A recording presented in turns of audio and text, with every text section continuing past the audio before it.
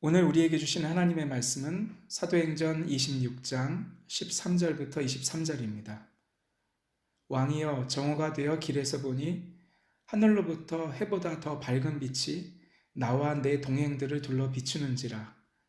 우리가 다 땅에 엎드려짐에 내가 소리를 들으니 히브리 말로 이르되 사울아 사울아 내가 어찌하여 나를 박해하느냐.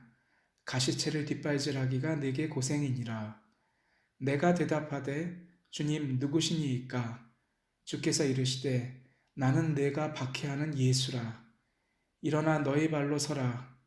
내가 네게 나타난 것은 곧 내가 나를 본 일과 장차 내가 네게 나타날 일에 너로 종과 증인을 삼으려 함이니 이스라엘과 이방인들에게서 내가 너를 구원하여 그들에게 보내어 그 눈을 뜨게 하여 어둠에서 빛으로 사탄의 권세에서 하나님께로 돌아오게 하고 죄사함과 나를 믿어 거룩하게 된 무리 가운데서 기업을 얻게 하리라 하더이다.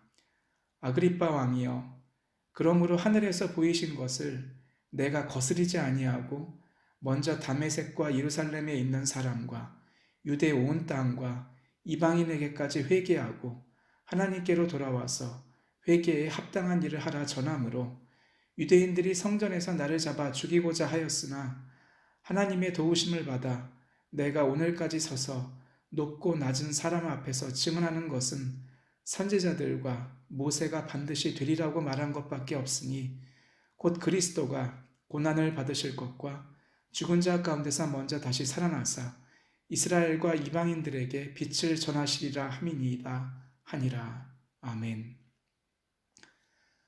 오늘 본문에 따르면 사도 바울은 태양보다 더 밝은 빛을 보았습니다. 그의 옆에 있던 사람들도 느꼈지만 그 빛으로부터 울려나오는 말씀을 듣지는 못했습니다. 출애굽기와 비슷하지요. 하나님께서 일으키시는 모든 역사를 히브리 사람들도 보았지만 여호와의 말씀을 들을 수 있었던 사람은 모세뿐이었습니다. 바울의 부르심은 조금 특별한 케이스입니다.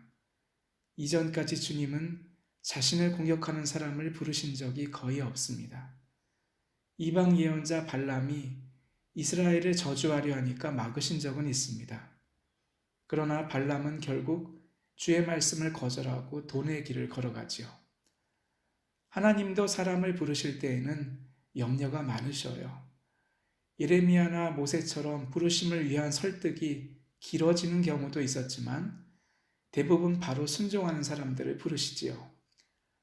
바울을 부르실 때는 그래서 하나님의 입장에서도 머리가 많이 아프셨으리라 생각됩니다.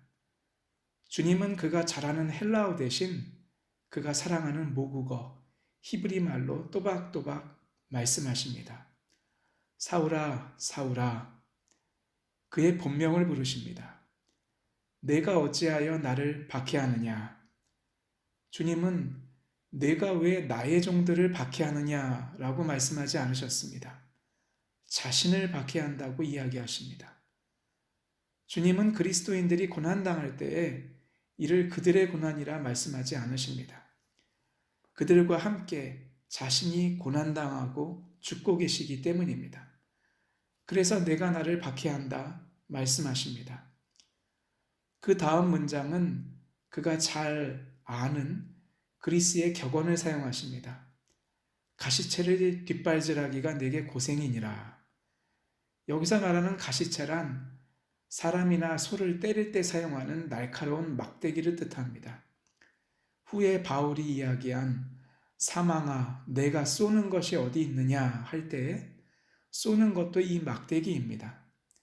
소처럼 그 막대기로 맞는 게 싫어서 뒷발질하지만 소용이 없다. 이 격언은 그리스의 시인과 드라마 작가들이 자주 쓰던 명대사이지요. 주로 불의한 일을 행해야 함이 싫겠지만 또는 억울한 일을 당하는 게 싫지만 이를 운명으로 받아들이라는 뜻으로 쓰였습니다. 그런데 예수님은 이를 바꾸어 사용하십니다. 사도 바울에게 있어서 쏘는 것, 즉 가시체란 무엇이었을까요? 하나님을 믿고 성실히 따르려는 바울에게 세상은 사람을 감옥에 집어넣으라 시킵니다. 죽이느냐 살리느냐에 투표하게 만들고 특별히 죽이라고 투표하게 했습니다. 좋은 소식을 전하는 자로 삼지 않고 누군가를 체포하고 욕하게 하는 일에 쓰임받게 했습니다. 그런 일을 하는 사람은 스스로 죽어가기 마련입니다. 의인을 체포하는 이런 일이 정말 하나님의 일일까? 사울은 의심하지만 풀려나기 어렵습니다. 세상은 하나님을 믿는 바울을 속여서 그런 일을 하게 했습니다. 이것이 세상의 가시체이자 그에게 강요되는 운명입니다. 그의 내면은 고통받고 있습니다. 그런데 예수님은 이제 그를 이 가시체로부터 풀려나게 하겠다 말씀하십니다. 어둠에서 빛으로, 사탄의 권세에서 하나님께로 돌아오도록 하십니다. 세상 운명의 멍에를 풀어내시고 하나님의 종이자 증인으로서 기쁜 소식을 전하며 살아가는 소명을 주시겠다 말씀하십니다. 이 모든 일은 예수 앞에 회개하고 자신의 소속을 세상에서 하나님으로 바꿀 때에 일어나는 기적입니다. 그렇게 바울은 복음을 전하고 사람들을 치유하며 묶인 자를 풀어내는 사역을 하도록 변화됩니다. 이는 우리에게도 마찬가지입니다. 세상 일을 열심히 하다 보면 누군가를 원망하거나 정죄하게 됩니다. 시험에 떨어지거나 공부하다 잘 안 되면, 일을 하다가 어려워지면 사람은 건전한 자기 반성 대신 나를 실패하게 만든 대상을 찾아냅니다. 만들어냅니다. 속죄함을 찾는 거죠. 누군가를 씹거나 정죄할 대상을 찾아내야 합니다. 그래서 사람은 이 비난의 늪에서 헤어나오지를 못합니다. 그것이 바로 가시체를 뒷발질하는 인생입니다. 하나님께서는 그런 우리를 빛으로 부르셔서 자신의 운명을 거부하게 하십니다. 대신 복음을 품게 하셔서 남들을 사랑하고 위로하며 죄로부터 풀려나게 하십니다. 예수 그리스도를 마음 깊이 받아들이며 말씀을 품게 된 사람은 그래서 이전과 같은 일을 하면서도 신세 타령하지 않습니다. 술이나 담배를 의지해서 자기 한탄을 하지 않습니다. 대신 넘어지고 쓰러져도 그곳에 빛으로 나타나셔서 주님이 우리를 위로하신 것처럼 다른 사람을 품습니다. 회복과 부활을 예언합니다. 절망에 쏘는 곳에 넘어져서 시간을 허비하지 않습니다.